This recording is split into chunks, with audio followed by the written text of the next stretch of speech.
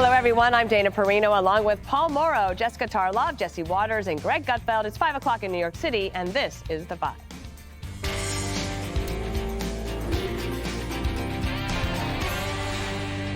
President Trump is keeping them guessing and giving a big deadline on whether the U.S. military is going to get involved in the deadly conflict between Israel and Iran. Now, this comes amid a massive escalation. Officials say more than 70 people were injured after an Iranian missile barrage slammed into a hospital in Israel. The IDF striking back by targeting more Iran nuclear sites, including a reactor. President Trump meeting all day with his top intelligence officials, and Caroline Leavitt is sharing the president's latest thinking.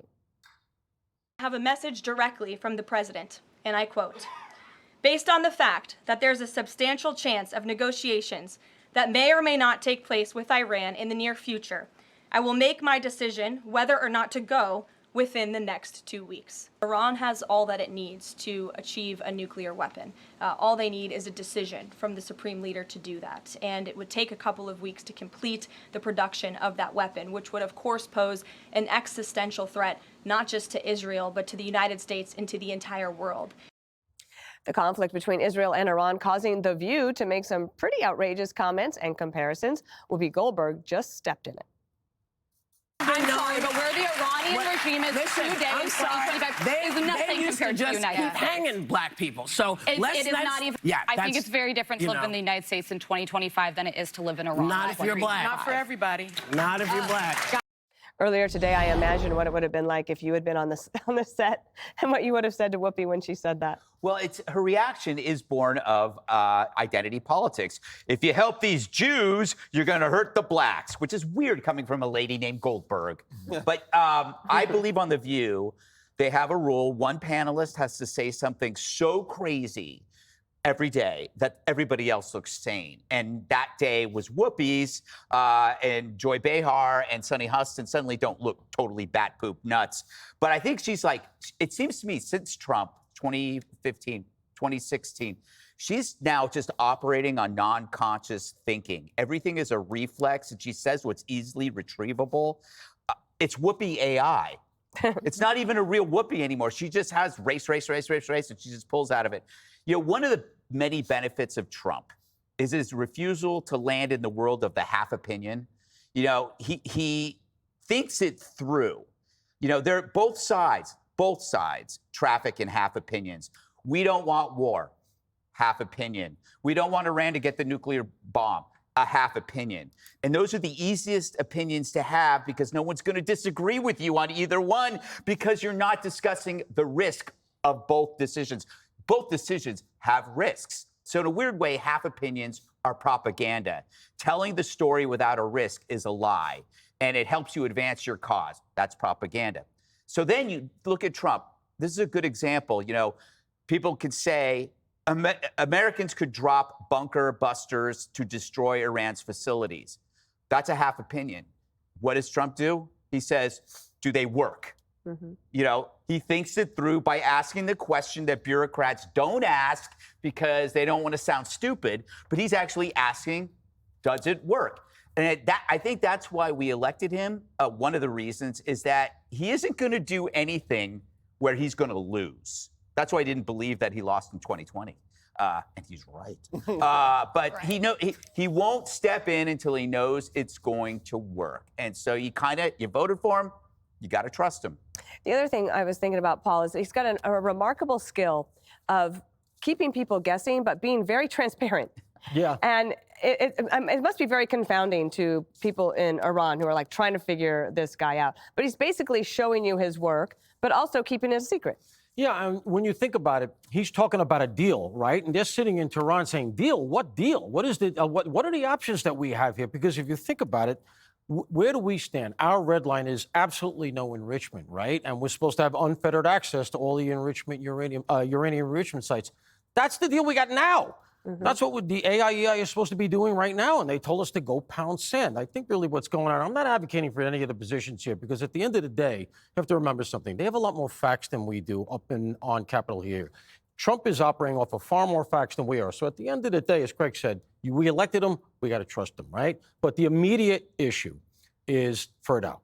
I mean, that's just it. So you don't have to go all the way. People talk about regime change, everything else. You just got to mitigate the immediate issue.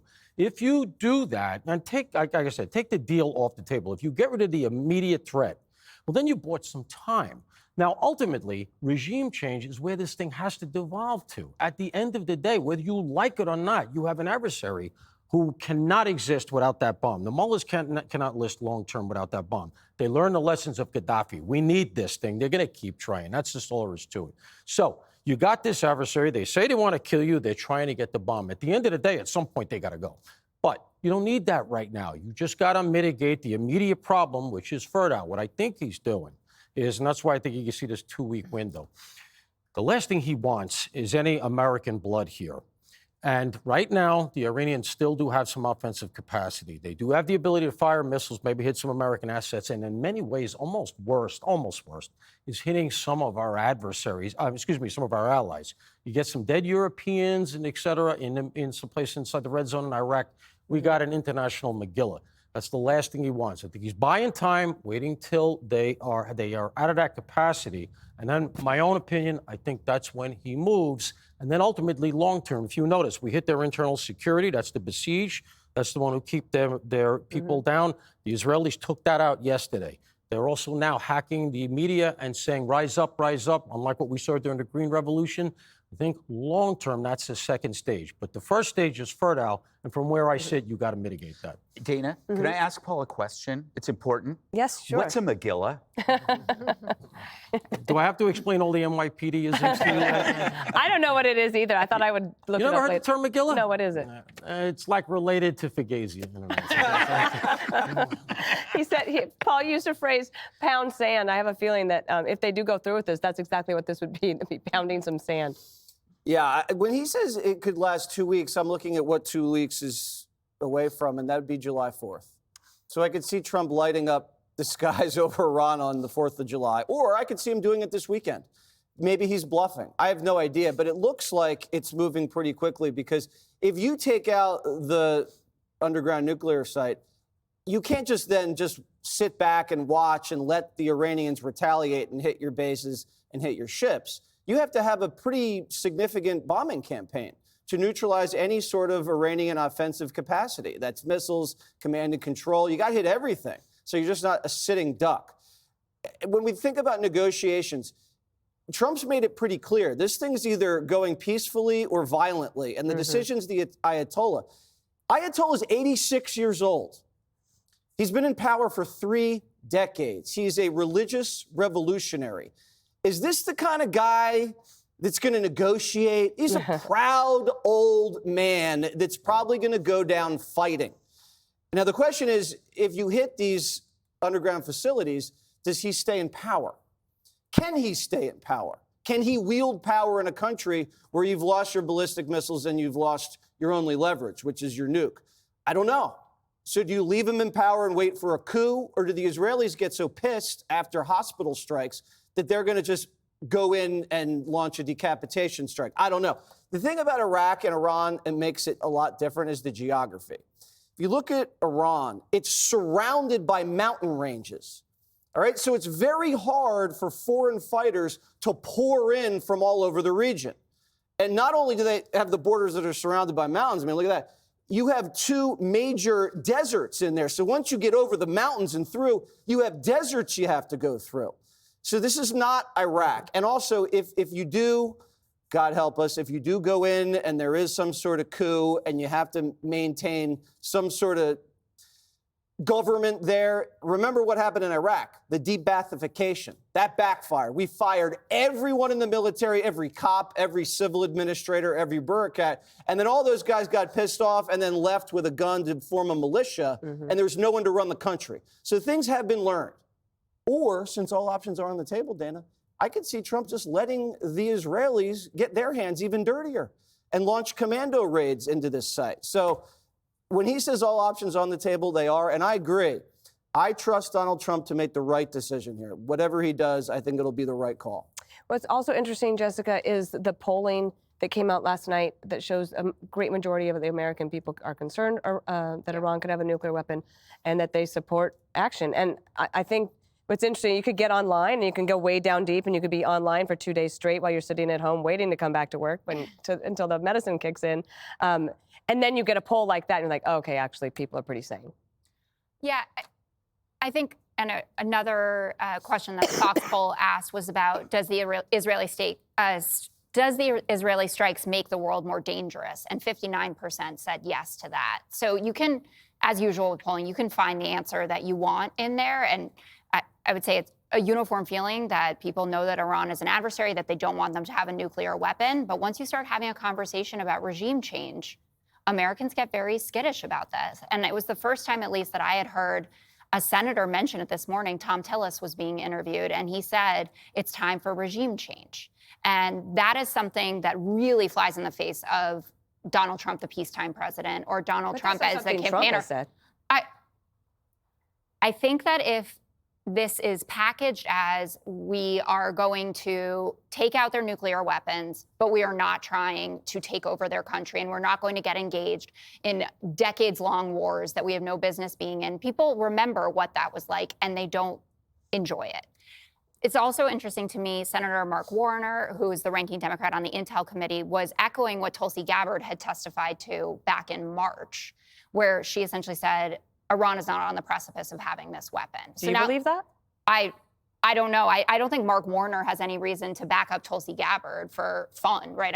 He didn't vote for her. He doesn't think that highly of her.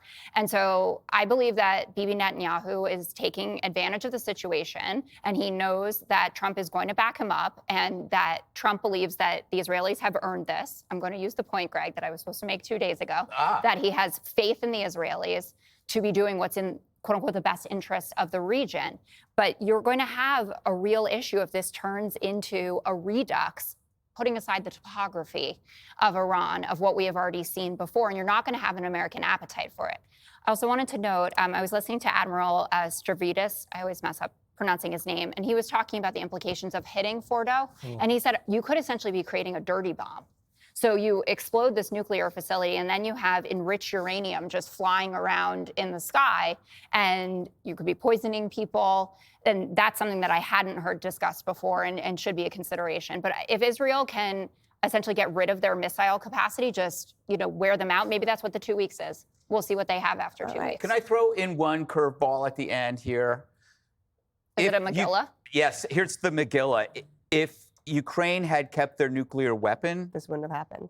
There wouldn't have been That's the Gaddafi right. factor. But also they were told that we would protect them if we took away their nuclear weapons. Yeah, so and we didn't. Maybe we don't do that again. I gotta say, I was away for 2 weeks. That was not the take I expected. Yes. I am gonna have one heck of a commercial break.